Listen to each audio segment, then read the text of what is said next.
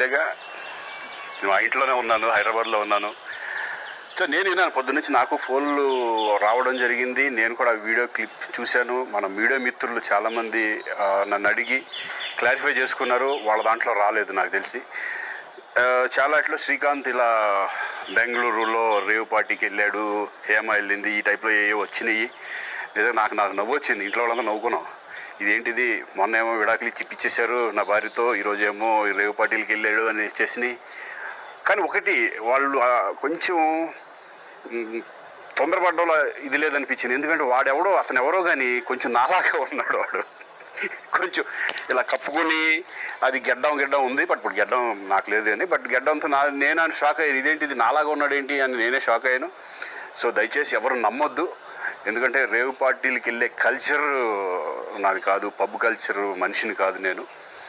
ఒక్కోసారి బర్త్డే పార్టీలకి వెళ్తాము, ఒకవేళ తెలియకుండా ఏదైనా వెళ్ళినా ఒక హాఫ్ అన్ అవర్ నుండి వచ్చేస్తాను తప్పితే అటువంటి ఏమీ లేదు. రేవ్ పార్టీ ఎలా ఉంటుందో కూడా నాకు తెలియదు. సో దయచేసి ఎవ్వరూ ఈ విషయాన్ని నమ్మొద్దు.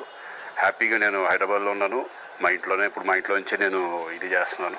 సో దయచేసి మీడియా మిత్రులందరికీ కూడా నేను చెప్పేది ఏంటంటే, ఏ విషయం కరెక్ట్గా తెలుసుకోకుండా మీరు కూడా థంబ్నైల్స్ పెట్టేసేసి నా బొమ్మ వేసేసి రేవ్ పార్టీలో పట్టుబడ్డ శ్రీకాంత్ ఈ టైప్లో వేస్తున్నారు. కాబట్టి దయచేసి ఎవరు నమ్మొద్దు. అది అతను అలాగా ఉన్నాడు అనే ఒక విషయంలో మీరు పొరపాటు పడి ఉంటారని నేను అనుకుంటున్నాను. దయచేసి అది నేను కాదు. Thank you. ఇటువంటి అన్నీ కూడా నిజంగా కొంతమంది, వాళ్ళందరికీ నిజంగా థ్యాంక్స్ చెప్పుకుంటున్నాను నేను. కొంతమంది మీడియా మిత్రులు నాకు డైరెక్ట్గా తెలుసు కాబట్టి, వాళ్ళ ఫ్రెండ్స్ లాగా నన్ను ఇచ్చేస్తారు కాబట్టి, వాళ్ళందరూ నన్ను డైరెక్ట్గా అడగడం, నేను చూసి ఇద్దరు నవ్వుకోవడం, వాళ్ళ దాంట్లో వేయకుండా చూశారు కొంతమంది. వాళ్ళందరూ కూడా నేను థ్యాంక్స్ చెప్పుకుంటాను.